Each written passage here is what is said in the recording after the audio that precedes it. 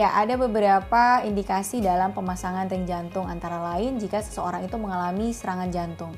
Yang kedua, ataupun ditemukan penyempitan ataupun stenosis atau plak di pembuluh darah koroner yang dianggap bermakna, sehingga harus dilakukan pemasangan ring jantung. Prosedur pemasangan ring jantung dapat melalui pembuluh darah yang ditusuk melalui pembuluh darah di tangan maupun di pembuluh darah di daerah pangkal paha. Lalu nanti kateter akan masuk ke dalam melalui pembuluh darah di tangan ataupun paha menuju ke pembuluh darah koroner yang berada di jantung.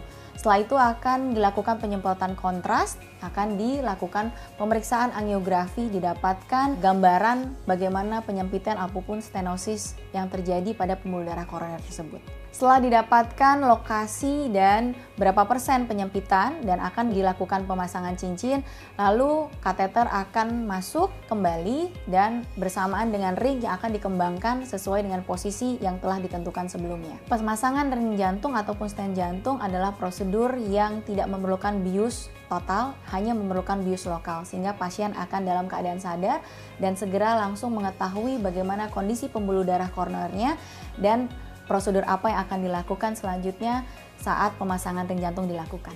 Ring atau stent jantung yang dipasang akan bertahan selamanya atau seumur hidup. Tidak akan dilakukan pelepasan ataupun remove dari ring tersebut. Ya, sehingga pasien tidak perlu khawatir karena stent atau ring jantung yang dipasang akan menyatu dengan dinding pembuluh darah. Dan yang paling penting adalah bagaimana menjaga agar ring dan stent jantung yang telah dipasang itu dapat berfungsi dengan baik. Yang pertama adalah seseorang yang setelah dipasang ring atau stent jantung harus memperhatikan pola makannya. Hindari makan makanan yang tinggi kolesterol, tinggi santan maupun berlemak.